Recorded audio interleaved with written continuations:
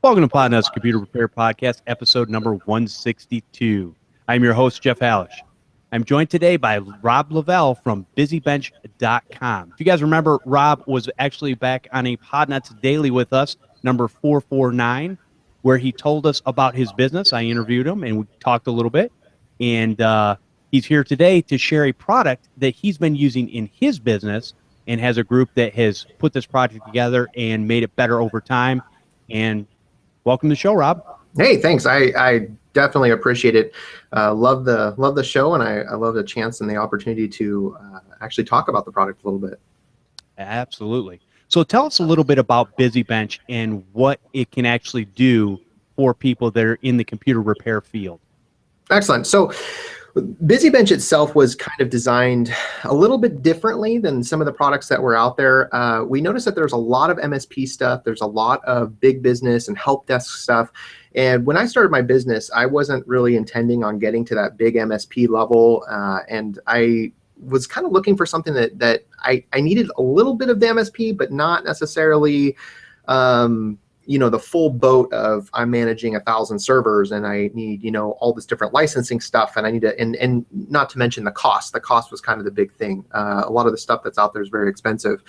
And so for me, something that I could develop in-house ended up being the direction, and we put a team together, and took us a little bit, and we did pretty much just some amazing stuff. We went out and we looked for some products. We got a whole bunch of computer stores behind us that said, hey, yeah, we're looking for something and we need it to be, specifically for this, and it needs to be secure and it needs to be reliable and it needs to, yada, yada, yada. And we just started kind of piecing it together.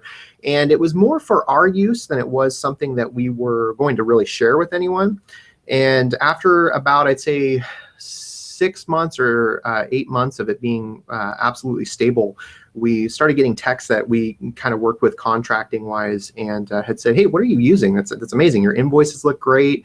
You're on top of things. And we have specifically, BusyBench has what's called SLA alerts. And it allows us to stay on top of past due invoices and things like that. And one of our techs had come in and said, hey, how did you, this was 6 months ago, how is it sending me follow-up emails and all this stuff? And we said, oh, it's a platform we built. And then that kind of transitioned us into, oh, well, maybe we could actually, get this out to the masses. And so for the next 6 months after that, we kind of focused on the direction of how to get it out and what we're going to need to scale it and the pricing models and all that stuff.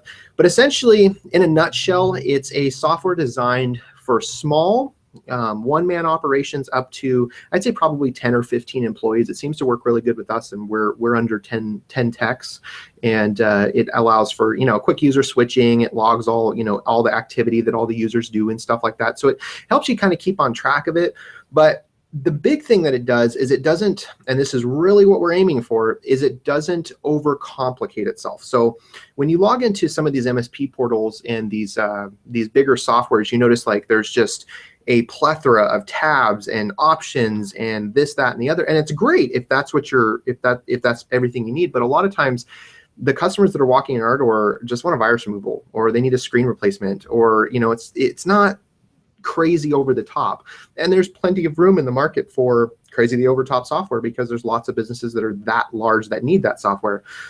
For us specifically, we just wanted a way to track tickets, invoice a customer, make it easy to convert that ticket into an invoice, email that customer, keep a decent customer database, and then also be able to track those trends. So who came in with more laptops, who has cell phones, who has desktops, and be able to market to that a little bit. And as it grew, it kind of as just this like all-in-one multi-tool for computer stores. And so it's got just I'd say just a little bit of everything. So I think we'll touch on it a little bit more, and I kind of went off track there a little bit, but hopefully that answered your question. No, that's perfectly fine. Yeah, I think there's different tools for different people, and Yes. That's perfectly fine.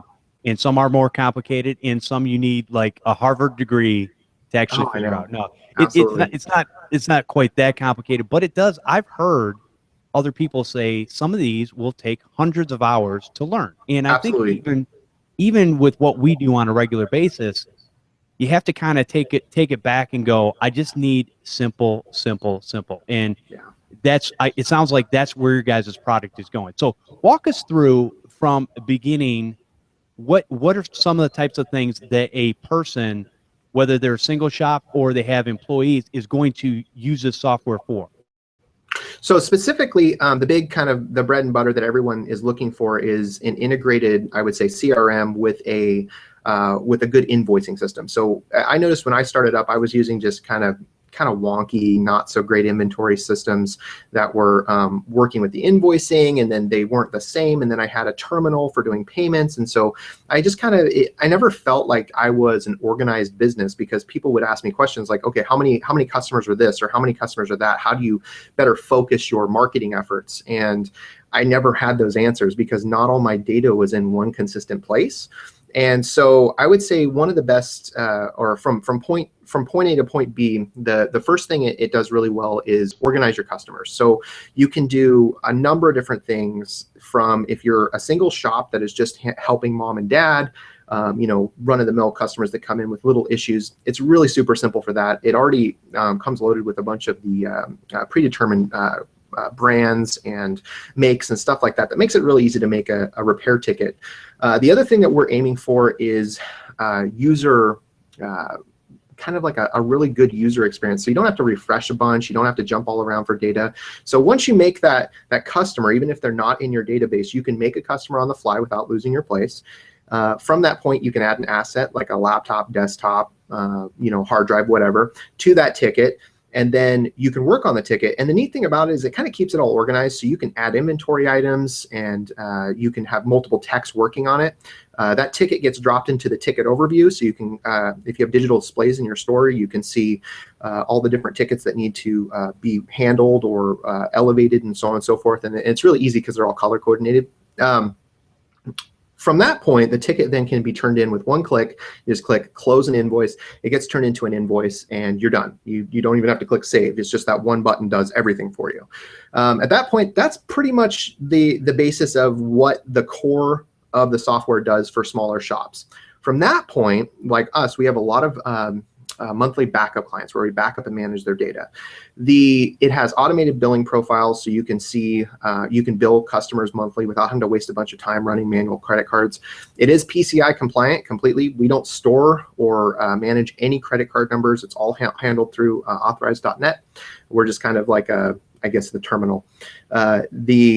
If you want to go, and we do have some of these techs that are doing this, if you want to take it to the next level and you're doing some HIPAA compliant stuff, we do have notebook encryption, so you can encrypt and save all that critical data.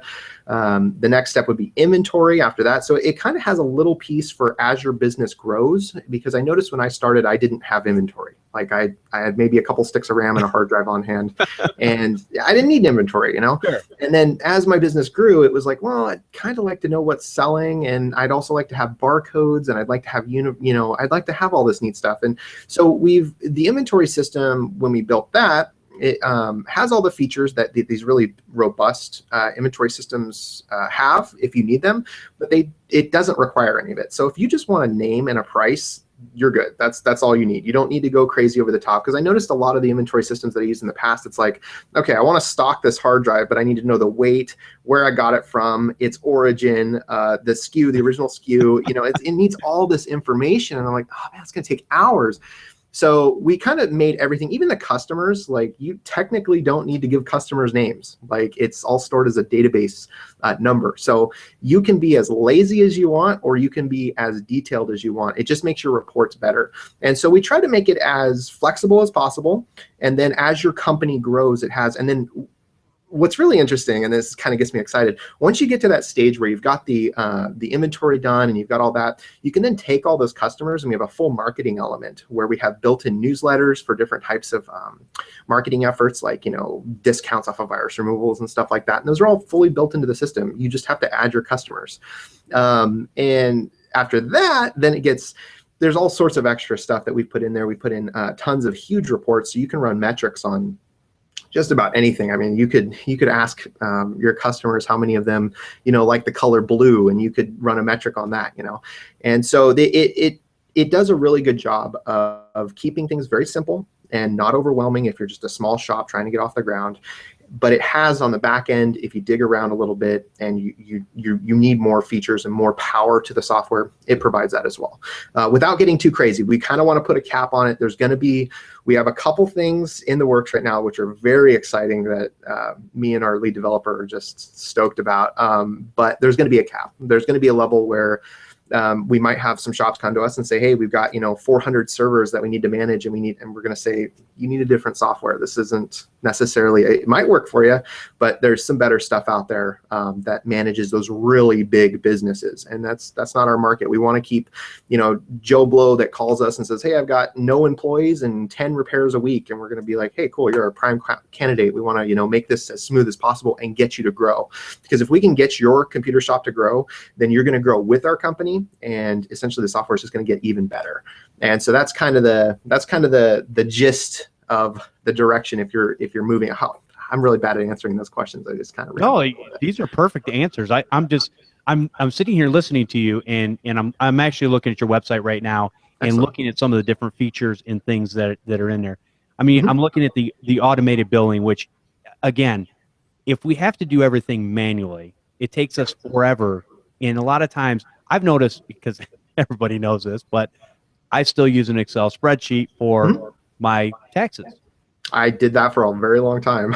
Now, I could incorporate something into some of the stuff I'm using, but I just haven't yet. So from that standpoint, there are a lot of times where I forget to put certain things in, and to have an automated system that will be able to do that stuff for you. So even like automated billing, I've got recurring customers that might be on a managed service plan as a residential, some antivirus, Windows updates, all that kind of stuff. Yeah. And so from that standpoint, it's nice to be able to have those recurring invoices. They're automatically sent out. My customer, can click on a button or something and pay that, and it's all said and done. So I think that's great. Now, as far as I'm looking at the other features, calendaring. Calendar works with all standard stuff. You've got it's a CalDAV server, so it syncs with, it's two-way syncing, iPhone, Android, Windows, Mac. It works with all of it. Nice. Okay. And so you can set up appointments not only for yourself, but you can set up appointments for your team, your employees, and all that. So you don't. One of the things we noticed when we were using Google Apps for Business is it doesn't do a very good job of I guess syncing notifications during a time period where a tech may overlap. And so if I have a tech dispatched and he's out doing something, and it's 1:30, and he's got and his appointment's booked from 1:30 to 3, but I know he's going to finish that on-site before 3, and I book another on-site, Google isn't going to send SMS and emails that he's going to notice right away, most of the time anyway. They may have fixed that in the last year, but we had nothing but issues with that. And that's kind of what we focused our calendar on, was making sure that when a calendar event is, like in my shop specifically, when a calendar event is added, they get a text message and an email. Now, you can adjust that however you want, but it's definitely convenient to have a list of all the on-sites as they come in as a text or an SMS notification to keep everyone on top of everything. So our service manager knows that our on-site guy is going to be on site. I know that he's going to be there, and I know that the service manager knows that that's going on. So it's that we kind of built it around making sure to keep everyone in the loop, and so everyone just has one account for the calendar, and everyone signs into that, and they're good to go. That's great. I think the SMS messages, that's awesome, because that's not something you always hear about with calendars. Yes, you can get an email, but SMS. That's it's got a full SMS engine, and that's all. We built it around it all being integrated, so you could have 1,000 different events and stuff, and there's no additional charges for SMS or anything. It's all integrated into it. Okay, great. And then, so explain to me this. I'm looking at one of the other features, and it's an SLA alert system. Now, everybody knows I hate these stupid acronyms, but with that being said, what does the SLA alert system actually do in layman's terms? Okay, so SLA stands for Service Level Agreement, and those are usually seen in these really big CRM platforms. And so you don't usually see that in smaller platforms, but what we wanted was, say for example, a lot of our clients pay their recurring bills on the first of the month. Well, we wanted a way to know, okay, if a card was declined, we wanted notifications of that. If a card was about to expire, or a schedule was about to expire, or an event, or here's a really good one. So all the invoices are HTML unless you specify as PDF. If you invoice a customer and then you send it out, they have to click on a link, which it's a live environment for the invoice, so you can change it on the fly. If they don't click on that link after 24 hours for our shop, and that's you can set that up however long you want, but after 24 hours, if they haven't clicked on that link, it will send us an SLA notification saying, hey, you billed this person, but they never got the invoice. That tells us, okay, well, did we mess up the email address, or did they legitimately not click on it? At that point, you can actually see when they open the invoice, how they, or all sorts of crazy stuff, how many times they've opened it. They can pay it online and stuff like that. So SLA is kind of like, it's designed to kind of dump all of those like inter-shop notifications, tickets that are stale, repairs that haven't been paid. And so at the end of the day, I have a technician open SLA, and SLA actually has, each notification has a little snooze button. So a lot of times, you have certain clients that they're not going to pay for 2 weeks, but you want to keep the rules as, notify me in a couple days. There's a little snooze button, and you can snooze for 1, 3, I haven't used it in a while, 1, 3, or a week, I think. And then there's a snooze permanently. So there's certain customers that I'm just like, snooze permanently, they'll pay their bill, don't bug anyone with this notification, and that's it, and they're done. And you can view all the snoozed alerts and stuff, but essentially what it does is it keeps your entire shop knowing what's going on, so nothing slips through the cracks. So for example, and this was a huge problem for us that we just had, we were plagued with this. We'd order a part, say for example, an LCD screen for a laptop. We'd order a part, and we'd say, okay, it's going to be here in 2 weeks. And we'd put the machine in a tote, and that was it. It was out of sight, out of mind kind of thing. Now 3 weeks goes by, and the client calls and says, hey, where's my screen? And we go, 1 second, let me check. And sure enough, it never showed up. Now we've got to order. It's going to be another week to get the part. So SLA essentially will notify you of things like that. Like, hey, you ordered something, this ticket's been stale, you need to be on top of this. And so, the day that repair was supposed to show up, you could be looking at SLA and be like, oh, that repair should have been here already, or that repair part, and stay on top of all that. So kind of once you get into the groove of how the SLA works, it kind of keeps everyone on top of all the repairs, all the invoices, and lets everyone kind of keeps the system rolling without forgetting anything. It's a reminder system. There you go. Yep. No, that's perfect, because there's a lot of times where things are just, you don't want something to slip through the cracks. Yes, absolutely. And not be noticed by yourselves or your employees when they're doing that. So, and then you start to notice sales plummet, and people are angry, and you're like, oh, we need a way to fix this. 3 weeks for an LCD repair. Okay. That's a little rough. Yeah. All right. So what are some of the other features that you've got? Obviously, you talked about Authorize.net as a payment processing. Now that's integrated to basically, like you said, the invoicing system. Oh, everything works with everything. So okay, if you get an Authorize.net, we're going to go a couple different ways. So when we were doing the payments, we were thinking about doing, integrated terminals and this and that. And it boiled down to what saves everyone the best amount of money. So we kind of went around and we found a few different vendors, because in order to get an Authorize.net like license or key, you essentially kind of have to be almost a bank to give those out. You have all sorts of, I think Chase and Wells Fargo and everyone has the ability to write Authorize.net accounts, but they're not necessarily in the best favor for the computer shop. And so we kind of poked around a little bit, and we ended up finding a local company that writes just ridiculously low rates. I think they make like pennies on every transaction. It's crazy low. And it was, we were actually saving almost $2,000 a year switching from Square to Authorize.net, and we were using the Square terminal and stuff like that. And we noticed the same thing with Swipe and a couple of those other really instant, easy payments. Is just call these guys up, fill out a piece of paperwork, they give you a key, you key that key into BusyBench, and boom, you've got money in your account. You can use USB card swipers, all that good stuff. PayPal is definitely on the horizon. We've had a few people or a few clients say, hey, I'd like to integrate PayPal, and we haven't had a huge demand for it because the rates are almost double what they are with authorized.net. So we're kind of weighing it back and forth. Is it worth development time to, implement it or kind of focus people in a way to save more money? And so that's the payment system integrates with everything. So you can see when they paid it, you'll get notifications if they paid it online, how it was paid. And again, it's all PCI compliant. We have no interaction with any payments. It's all handled through authorized.net. And those who aren't familiar with authorized.net should know that that's a Visa company. Like Visa invented that like before any of us probably had smartphones. Like it's been around forever and it is super reliable. They've actually been beefing up. So many people have been getting on board with it. They actually just did an overhaul and launched some additional servers and stuff like that. So yes, to answer your question, authorized.net is a great way to go. Saves you a ton of money, and it is fully integrated into BusyBench. It's one little box. You just enter your key and you're taking payments. Very cool. So as far as now, is a customer able to come and check on the progress of their system as it's going? Because obviously, as you're doing the ticketing system and all that kind of stuff, Yes. obviously you're putting notes and different things in there, correct? Yes. Okay. Correct. So that's been a little bit of a sticky question, actually. So we have that functionality. We haven't been really suggesting to use it because in our beta trials, I think we might even have it disabled.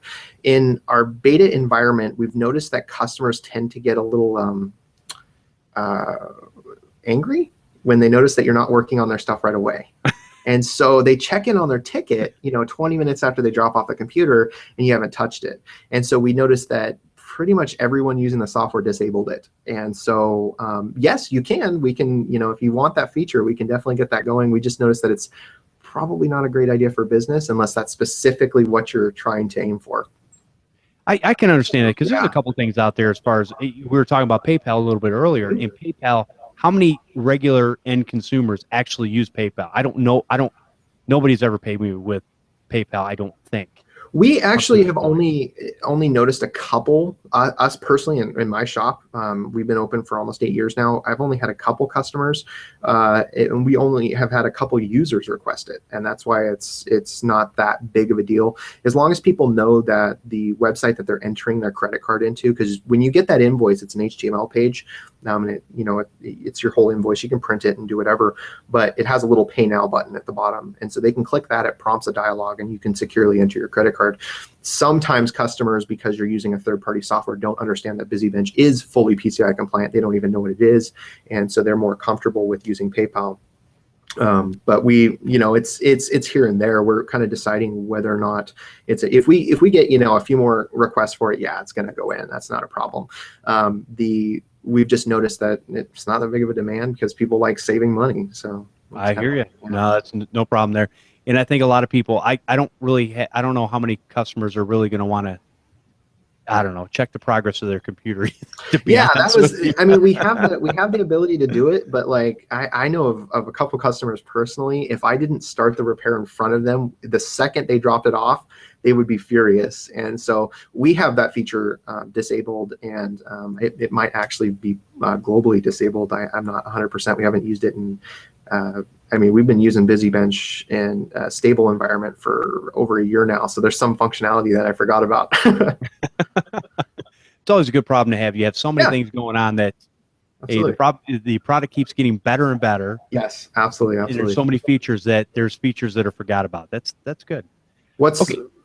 When you mention it getting better and better, that dude, every day it's great. We get a comment from one of our users or something like that, and they'll say, "Hey, wouldn't it be neat if we have this?" And the most current one is he didn't want to print passwords on his repair tickets because someone might see them, but he wanted it visible in the ticket overview. Like, that's an amazing idea. Absolutely. Like, that is going in now, Right. So yeah, absolutely. Everyone that suggests something, we all get to see it. Every email goes across everyone's desks. So there's no you're not dealing with some outsourced company. Like, we all get to see the suggestions, and if they're good, they absolutely go in. Excellent. All right. So one of the other features that I'm noticing is I see a customer map. What is that all about? That is that's I'm going to be honest, that's just it's a toy. That's all it is. Okay. I use it personally to be able to track where most of my customers are, so I can focus my marketing dollars. I've noticed a lot of the shops that use that don't really care. They're like, oh, cool, I've got some customers pinned to my map. But I specifically use it to target where I need to be focusing my efforts. So right now I've got a whole bunch of customers that kind of like surround my shop, and then I've got some up over here and some over here. But then I can notice that there's a giant section of our town that I have not even a single customer. And I'm like, oh, I wonder why that is. And then that's because typically there's another computer shop over there. So if I wanted to get into that market, I'd be like, well, I need to kind of target to this area. And if I want to get some customers from there, and it kind of, I guess, illustrates that data. It takes that data and those addresses. So every time you add an address to your database, or a customer to your database that has an address, Google basically goes out and ties it all together with a Google Maps and pins it. And so you can kind of look in. I've got a few hundred, and sometimes people, it's here and there. It's one of those features that we thought was really neat, and a few people had requested it, and we're like, sure, why not? Then we'll take a weekend and we'll get it smoothed out, and you're good to go. So it's a feature that you can use for marketing, and I've also noticed it's really good to see where where a good chunk of your clients are if you have to do on-sites. So I can kind of say, okay, well, I know that most of my clients are over there, so go ahead and try to schedule all these at the same time and save some fuel and stuff like that. So that's what I use it for. But most of the time people are they put it up on their wall and they go, hey, look how many customers we got. Isn't that cool? It's kind of like that. Yeah. I'm gonna say something that in my opinion, that is not a toy, because I look at it from a standpoint of, you know how many people would love to know where in the world to market? Oh, I know. And they don't know, because it's like, yeah, where'd you come from? Yeah, you could look all that stuff up manually, but you've got something that's integrated into the system that somebody can just take and go, oh, hey, check this out. Here's an area that I'm low in, like you said. And now if I wanted to send out snail mail, postcards, whatever, then I would concentrate on those areas where maybe I don't have customers. Exactly. Or maybe try to build up an area where I do have a lot of customers. That makes sense. Yeah. I think it's a good, it gives you a bird's eye view. And it does. And it's kind of neat to kind of, I like it just because I can look at it and be like, oh, look at all my little pins. That's cool. So kind of neat. But yeah, I can see that too. Yeah. Absolutely. All right. So so we went through the ticketing, invoicing, inventory, obviously. Mm-hmm. We've got the point of sale system, calendar, automated billing, payment processing, customer map, SLA alerts. Mm-hmm. What is it? Is a ticket? What's the ticket overview? Ticket overview is if you have an LCD screen or an extra something in your shop. You really don't even need an extra something, but it's an overview that allows you to see all of your repairs at a glance. So if you've got a repair and it's from oldest first to whatever repair comes in first is going to be up there, and it kind of descends from that. And so we noticed that specifically with a couple of my techs, they get a little overwhelmed when you have about 10 or 15 repairs in. So they'll look at the bench and they'll go, okay, well, I've got 15 repairs in, what's easy? And I noticed they grab the easy stuff first. And I'm like, well, you've got big projects over there and they came in before the easy stuff. Yeah, well, I can knock out the easy stuff. Well, you need to be working on the big projects because they're going to be taking the longest, Right. And so we built the ticket overview. So at a glance, they can say, okay, well, that repair and that repair need to be the next ones to get started. And it just does that for you. And it's touchscreen supported. So if you have like a touchscreen on your wall, you can actually click it and change the status and it kind of moves them around. But they're also color coordinated in a way that you can at a glance, like a high priority one. Every once in a while we get like an emergency data recovery or something in where it's a business that we're managing and it needs to be done that day. We'll set that as high priority and it'll be red. And so anyone that walks by that screen at a glance doesn't need to read anything. They just see a bunch of blues, a bunch of grays, and a red, and they'll look at the red and go, okay, does that need to be done right now? And so we kind of made it to where it's a lazy man's tool to see what needs to be done at just a glance. You can say, okay, well, I got a bunch of gray stuff that's untouched. I need to work on all that, but all the blue stuff looks like it's being worked on. A few things are on order, but that red thing, what is that? I need to jump on that now, kind of thing.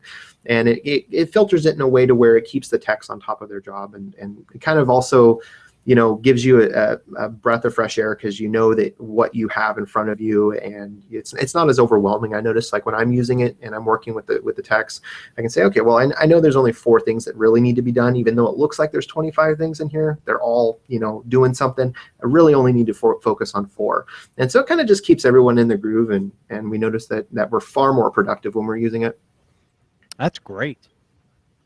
That's a great idea. It's something I would have never thought of, just to have that overview of what's going on. Yeah. So you can We figure out. Actually got the idea from it was like a card game that we saw at a trade show. They were putting a bunch of cards up, and we were like, that's neat. We could do that with repairs. Yep. That's great. All right. Is there anything else that we haven't covered as of yet, as far as what your software can do for the point of sale system? I think is our newest. We just rolled that one out. I think the beginning of last month. I think that one is our newest our newest feature there. We could talk about upcoming. I mean, we've got a couple things that we're really excited to be rolling out. If you want to share that stuff out there, this is the time. So one of the things that we're working on, and this is out a bit. We noticed that there's a lot of third-party backup software and stuff out there that you can partner with. We are actually working on a fully HIPAA compliant, PCI compliant, integrated cloud backup solution that a tech shop or a small tech shop, even using the free tier, can pick up. We're going to provide all the marketing materials and start selling day one. So if you were a shop, and I wish I would have started this earlier when I first opened up. If there was a free platform out there that started making me money the day one, I would have been so much better off now 7-8 years later. And so someone coming to BusyBench can come to BusyBench and go, okay, I'm new to the computer repair business. I've got 0 clients. I need a way to make money. And we're going to provide them with all the marketing materials, business cards, HR documents. We're going to provide them with everything they need. And then in addition to that, give them dirt cheap pricing for secure and reliable cloud backup solutions. And so day one, they can go, okay, here's my pamphlet. I printed it out and changed my business name. Hey, you want to try some backups? Cool. Boom, they're out. They can use the billing system to bill if they want to. They don't have to, but they can have an entire platform that will help them generate money and help them grow right out the gate, and they don't have to pay a penny for it.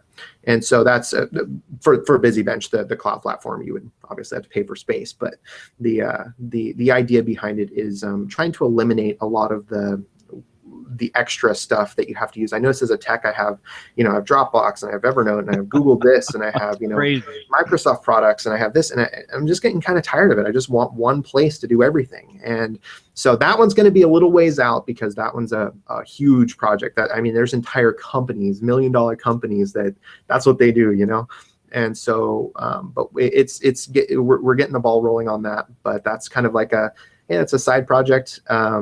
As far as we're just about to roll out another update. We have customizable templates and tickets and stuff. A few people wanted to basically tweak and play with that, so that's all done. Those are the big things. And then we have a bunch of stuff we're going to be doing to marketing. Like I mentioned, that we're going to be providing a bunch of extra documents and things like that to help you run your business. There's a lot. It's not going to be huge. It's not going to be crazy, but it would have been nice when I hired my first employee if I maybe had like an employee handbook or some shop rules. Right. So we're going to throw some of that stuff in there, and we want to take the person who is new to the business or isn't, we noticed like with a lot of the shops that we were trying to get on to kind of talk to as far as beta, they're in this rut, and they're, do I really want to stay in the industry because I'm barely making it and I don't know how to get my business to that next level. And that's essentially what we want to do with BusyBench. We want to say, hey, run your business the way you want, but if you need some help, click right here. This is going to help get you to that next level. And so that's what we're aiming for. And so there's a lot of really exciting things. And then the integrations, oh man, the integrations are super exciting. We're starting on the mobile apps, and we've also got we're going to try to get like TeamViewer, Screen Connect, those kind of integrations working completely integrated into BusyBench. But you've got to, like I said, we got to put a cap there. So we're not going to go out and have 1,000 different integrations and overwhelm our customers. We want, what's popular, and give the customers what they want, but we also don't want to, have, John, who just opened his computer store, to click on it and go, whoa, this is way out of my league. I don't need a PhD to run this software. So we want it as powerful as possible, but toned back just a little bit. Gotcha. Yep. No, that makes perfect sense. So before we get into, and I want to get into pricing, and I'll just say one thing about pricing here is, I love the tiered approach to pricing. Oh, yeah, absolutely. So that's, in my opinion, because there's shops of all sizes. That is definitely the way to go. I love businesses that do that. There's only a handful of you guys, but I love all of you.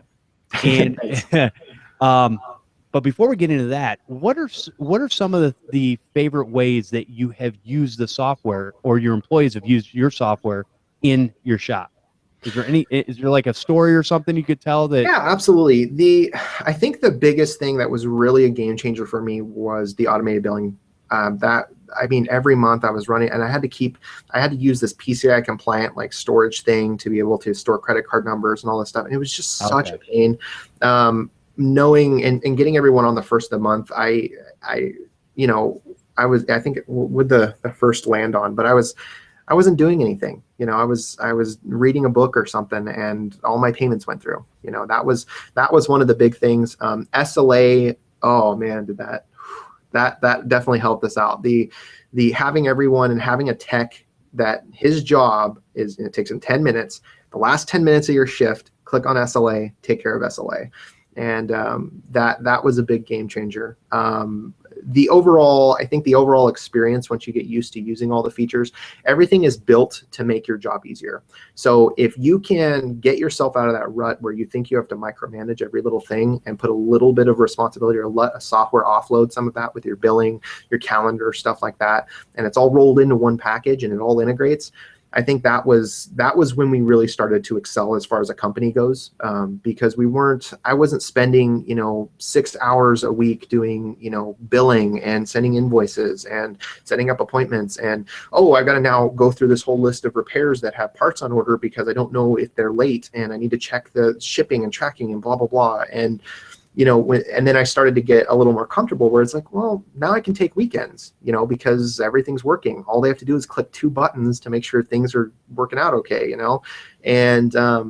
that was it. I mean, that I would say would be my biggest story was the freedom. I think if you're serious about your IT business, you get in kind of this rut where it's your baby and you try to grow it, and you're so afraid of letting go because you don't want it to get messed up, and it's your reputation. And that's my personal experience, is that I don't want it to get, I don't want a bad reputation. I want to try my best to grow it as far as I can.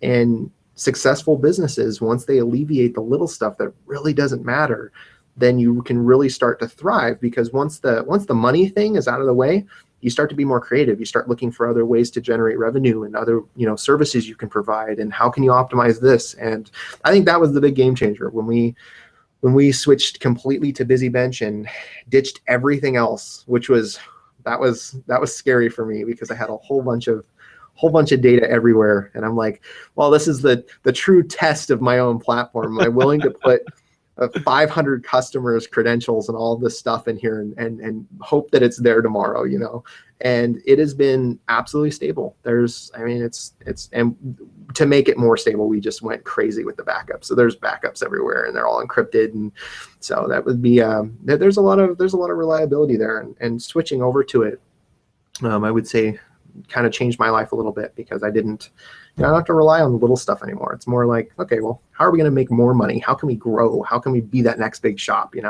And now we're, and our next big plan is here in just under a year, because all of that stuff's taken care of. We're going to be able to open another location, or to, expand into something else, or free me up to work on BusyBench, which was kind of the whole goal there was, can we build a platform that makes my primary job easier so I can work on this other one? And we achieved it. So yeah, there's my story. There you go. I was going to say, I've got an analogy for way back in the day, and this will date myself, but way back in the day, I used to basically do my checkbook by hand.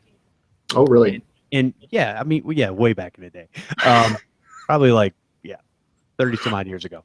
Anyways. That's okay. So I'm sitting there, and you get your statement from the bank, and you go in, and you even with a calculator, you'll sit there and you try to balance your checkbook. Yep. And I can tell you that almost every month there was mistakes that I'd made that put me behind, or put me ahead, or whatever, or put me in limbo. And it was put you somewhere. Yep. And so once I started using an automated software. Mm-hmm. And it started doing the math for me, and then I could sit there and look at it and check in and go, yep, that's good, and click a little button. That saved me so much time, Oh, and I never absolutely. had to go back and redo all that stuff like I did in the past. So I think one of the biggest issues is that people, especially in the IT industry, they don't like looking at the cost of something in comparison to what it makes them in money. So if you're paying $20, $30 for this little bit of software, but it's saving you hundreds of dollars over here, they don't really see it that way. They're like, well, I got to pay $30 and it's not generating any revenue. Well, it kind of is, if you, and so I think that's the biggest hurdle is people have to realize, just because something doesn't initially generate you revenue, you've got to think about all the hours. And the same thing happened when I was doing payroll. You offload that to someone else and suddenly you've got so much more time to make real money.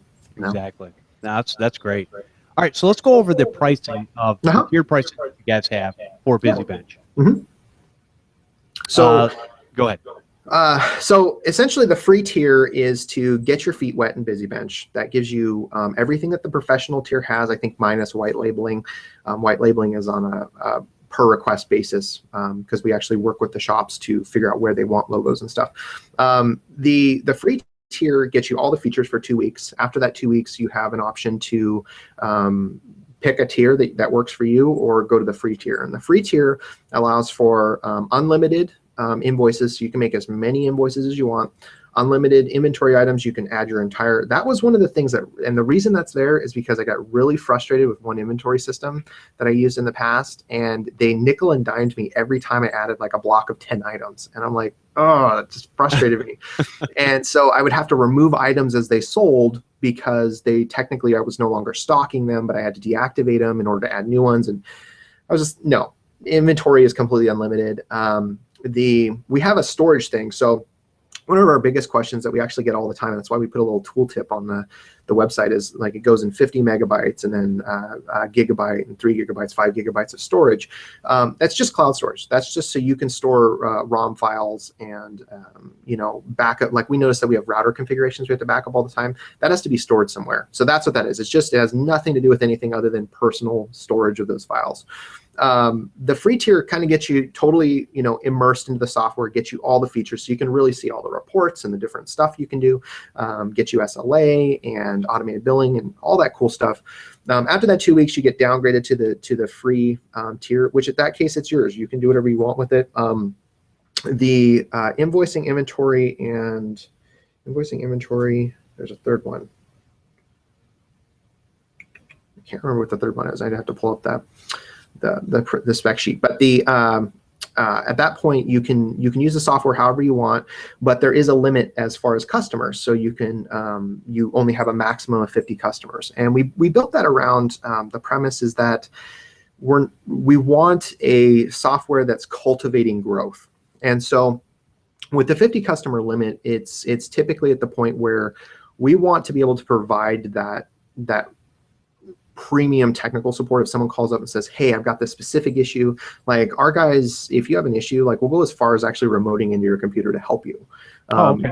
Yeah, like, I mean, we go as far as we possibly can to make sure that Busy Bench is as smooth running as it possibly can be for you. And so with the free tier, we're not trying to rule anyone out, but I mean, let's be honest, the free customers don't pay our tech support guys. And so the limit of the 50 customers is, hey, once you're at that 50 customer limit, you need to be thinking about at least getting up to the next tier. Then we can actually provide that next level of service. We can actually start writing modules and things for you. You have an issue with importing, or you have this or that. And I'm not saying we don't give free customer support. We absolutely do. But they get definitely prioritized a little bit differently. It allows us to actually, grow the features, because it takes a lot of man hours to grow a platform like that. Anytime you integrate, when everything is all integrated, the inventory and SLA and all that, every time something comes along and you're like, oh, I want this, pretty much every one of those modules has to be rewritten in some way to make sure it all works. And so even the smallest of things ends up being this giant 2-week project to make sure it's secure and then tested and then it's yada, yada, yada. And so from the free tier, and it's a great tier. I mean, if I would have had that starting out, I cannot even tell you the amount of money I would have saved not having to pay a bookkeeper to go back and redo everything because I, used a bad software that wasn't integrated with my CRM and blah, blah, blah. So From the free tier, you can go up to, I believe it's basic. I should actually pull open our website real quick so I can reference it. Yeah, I'm looking at it right now. So the basic is $30. The basic's $30. $30. The way we based the pricing tiers were essentially so that the $30 tier should be one service, less than one service that you perform for a customer. So if you have at least one paying customer a month, you've got a huge chunk of software that works for you, and it's basically unlocked to you. Because there's so many features, we broke it down at the bottom. If you expand the little menu, it says premium features. The premium features for the free account were encrypted notebooks. We didn't want secure data, even for a free user, to be compromised. So because it is fully HIPAA compliant, if you encrypt a note in your notebook or your notebook stream, and you lose the password, there's nothing we can do about it. It is truly encrypted. It's gone forever. Delete the note and remake it. And we wanted that ability for all of the tiers, even the free ones. That way they can keep their customers' data very secure. We don't want even the free guys compromising security.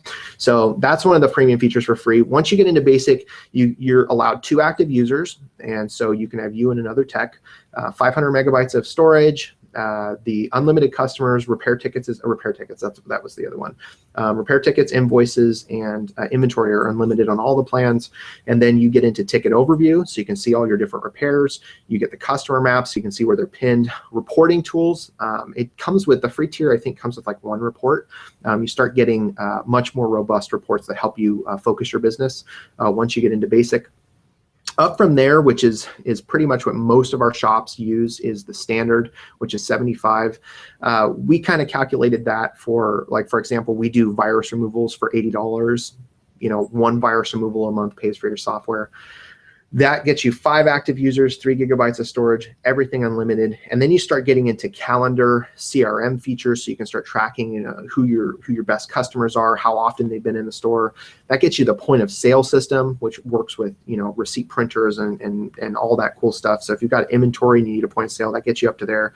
SLA, that essentially it's everything for the serious shops, the ones that are taking in 5 to 10 repairs a day, and have a they have a need for those bigger features, not to mention authorized.net and recurring billing, which are the 2 biggest, awesomest features for us. Once you get into the professional, that's when you're getting to the rim of what the software was actually designed for, and that allows for customers to white label their software. So it removes BusyBench from everything, gives them their own custom URL, and then allows them to replace their logo everywhere. It gives you marketing tools. That's all the newsletters and the marketing queues and all that stuff. You can see it has a lead generation thing, so you can take leads in, and that's a whole like hours worth of explaining all by itself. It's totally robust. And then those are the 2 major features for that, is the marketing. If you're really serious about growing your business, then that would be the obvious direction, because instead of paying for like all these online newsletter subscription stuff, it handles all of it for you, and you can design and import and all sorts of crazy stuff. Like, marketing's pretty robust. Very cool. So those are the 4 tiers, and they do fluctuate. Like, we just added point of sale to the standard and professional. So as we grow and the software grows, customers that have been paying, let's say, for example, the $30 plan or even the free plan, as these features become added to the platform, they will be getting those just incorporated into their plan. We're not going to say, oh, well, you need to go over here. If it's part of the initial plans, then they're going to be getting all sorts of extra features. Some of our customers have already noticed it with the point of sale system and stuff. They're like, oh, cool, point of sale's there now. Yeah, that's yours. Have fun with it. So there's as it grows, and it grows like weekly. Like every week we debate, oh, should we push out another newsletter and let them know about all the changes? And we're like, no, let's hold back. We don't want to be spammy. And so there's it grows and we're so serious about it. I mean, it's like we wake up and we eat and breathe BusyBench. It's just, how do we make the software better, And every time we get to a point where we're like, oh, it's good, everything's stable, we've got all the features everyone wants in, we're good to go, we can kind of relax a little bit, and what are we going to do next now that it's done, And then someone emails us and we're like, oh, sweet, that's awesome. Let's do that now. And so every month that goes by, it gets even better, and it's going to get to the point to where hopefully we'll run out of things to do. But until that happens, we're gung ho for it. Oh, that's great. Mm-hmm. So yeah, it sounds like you got a great, robust system there that any size business can basically get inside and get started. Absolutely. I mean, free is free, right? Yes. So. Yeah. And that's the thing. We, like I said, we do give the tech support to the free stuff. So we've had a couple free customers actually give some really good feedback, and we wrote them personal letters saying, hey, thank you. Like, seriously, this made our platform better. And so we definitely want as many shops as we can, even if you're not using a paid one.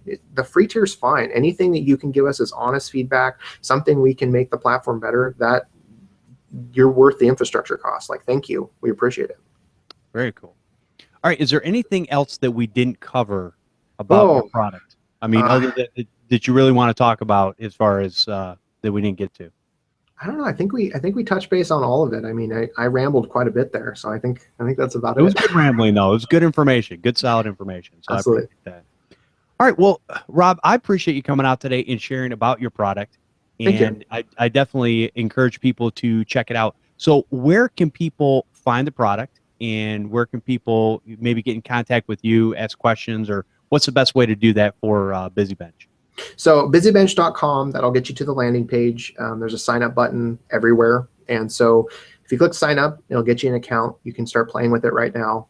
There's no credit card on sign up. There's no obligation, nothing like that. So one of the things that we kind of found frustrating in the IT market is when you sign up for a software, you don't know if it's going to work for your business, but they require you to give them your credit card. And we're like, we don't want any of that. Like, if you don't like our software, we don't want you even touching your wallet, And so until you're ready, don't worry about the payment. You can sign up through the main portal there, get all set up. It'll send you a confirmation email. You confirm your email, boom, you're using the software. If you want to get a hold of us, support at BusyBench, that hits everyone. So that hits the founders, that hits the development team, it hits everyone. So any email that comes in, someone sees. And so if you have any questions whatsoever, just shoot us an email at support@busybench.com, and someone, most likely our lead developer, will be the first one to respond, because I don't think he actually sleeps. So it's a good problem to have for a developer. It is. It's a great problem. Well, Rob, I appreciate you coming out today and sharing with us. It's been a blast to hear about your product, and sounds like exciting times are coming forward, and it sounds like you got a lot of good things going on there. So definitely appreciate it. Thank you, and I appreciate the opportunity. I don't think this will be the last time, but if it is, it's been a blast. Absolutely. So. All right. Well, if you guys would like to feature your product or service on this show, you can send an email to podnutz@podnutz.com. And I want to thank everyone for listening and subscribing to the show. We'll see you next time on Podnutz, the Computer Repair Podcast.